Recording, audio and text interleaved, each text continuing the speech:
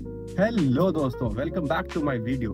तो मैंने देखी है Coolie the power house theatre में। तो कैसी है मूवी, आइए उस बारे में बात करते हैं। मूवी के अंदर हमें देखने को मिलते हैं Rajinikanth sir, Sathyaraj sir, Nagarjuna sir, Soubin Shahir, साथ में हमें मिलती है श्रुति हसन देखने में एंड आमिर खान, और हमें देखने को मिलते हैं उपेंद्र जी।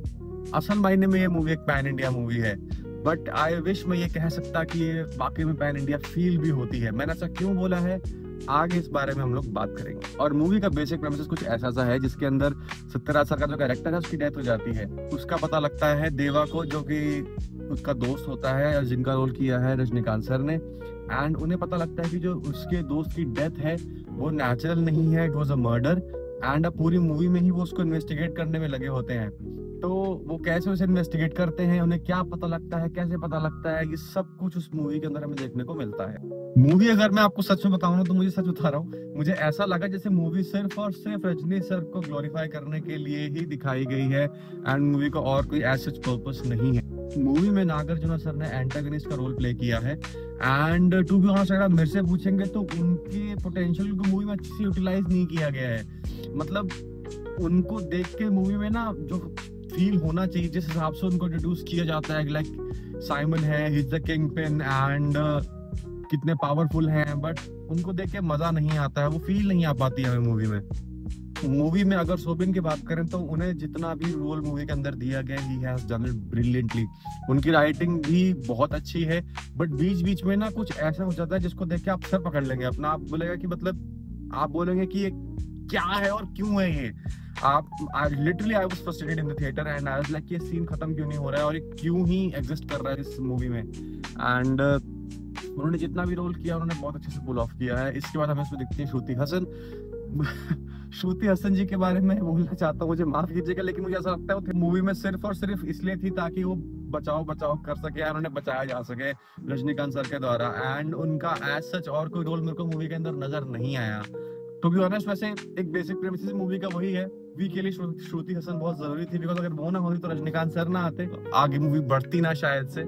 बट ठीक है, मतलब जो भी है। वहीं अगर हम उपेंद्र जी के रोल की बात करें तो वो एक तरीके का एक्सटेंडेड कैमियो है। उन्होंने अपना काम ठीक ठाक किया है, कुछ ऐसा लाइक इम्पैक्ट नहीं छोड़ता है उनका रोल।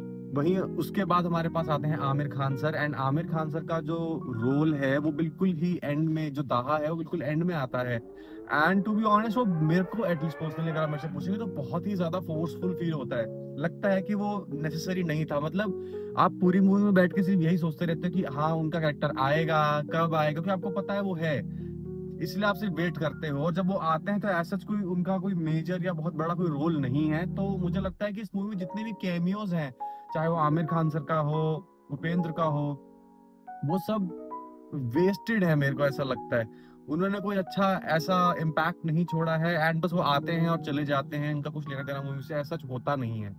वहीं अगर मूवी की राइटिंग की बात करें तो मूवी की राइटिंग मुझे थोड़ी सी वीक लगी। कई सीन्स ठीक लिखे गए हैं, अच्छे लिखे गए हैं, बट कई सीन्स इतने ज्यादा बेकार हैं कि मैं मतलब बोलना नहीं चाहता, लेकिन वो सीन्स लिटरली आपके सर में दर्द कर देंगे। यार आप चाहते हो कि आप लॉजिक ना ढूंढे, बट फिर भी आप लॉजिक ढूंढने लग जाएंगे और फिर वो सीन्स आपका सर पकड़ लेंगे। लिटरली मेरे साथ भी यही हुआ एंड मैंने रात का शो देखा था, मेरा सर दर्द हो गया जब मैं वापस आया।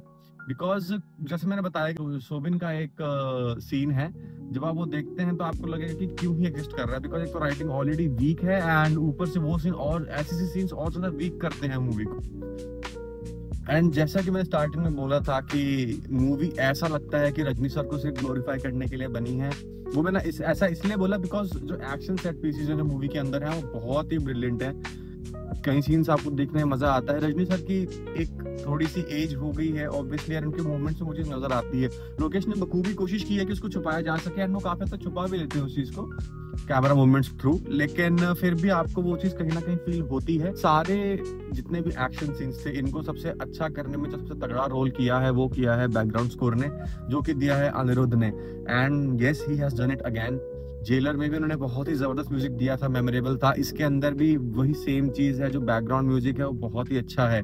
जितने भी एक्शन सेट पीसेस है हर एक के ऊपर वो बैकग्राउंड स्कोर बहुत ही अच्छे से जाता है। एंड लोकेश कनगराज का डायरेक्शन का एक अलग तरीका है, वो आपको उनकी पिछली मूवीज में भी नजर आता है, जैसे कि विक्रम, कैथी या फिर लियो। उनके कैमरा मूवमेंट्स जैसे हैं वो इस मूवी में भी आपको नजर आते हैं एक्शन सेट पीसेस में।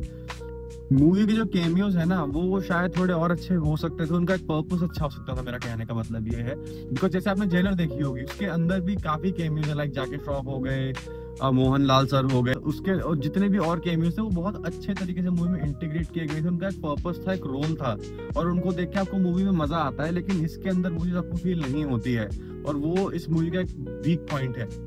मैं खुद रजनी सर का बहुत बड़ा फैन हूँ, स्टार्टिंग से ही उनकी मूवीज सब ऑलमोस्ट मैंने देखी हैं। स्टार्ट मैंने किया था शिवाजी द बॉस से, उसके बाद लिंगा देखी, कबाली देखी, जेलर देखी, एंड और भी बहुत मूवीज उनकी देखी हैं मैंने। बेसिकली इंडस्ट्री में उनको 50 साल हो गए हैं, एंड उनकी 50वीं साल की जो मूवी थी उससे बहुत ज्यादा एक्सपेक्टेशंस थी, लेकिन ये मूवी उन एक्सपेक्टेशंस पे खड़ी नहीं उतरती है। इस मूवी में सबने एक्टिंग बहुत अच्छी करी है, एंड इसका बैकग्राउंड स्कोर बहुत अच्छा है, बट उसके अलावा मूवी बहुत ही फ्लैट एंड एवरेज किस्म की मूवी है। मेरी तरफ से इस मूवी को 2 out of 5 stars. I know मैं थोड़ा सा हार्श हो रहा हूँ इस चीज को लेके, and I don't know matter करता भी है या नहीं। बाय।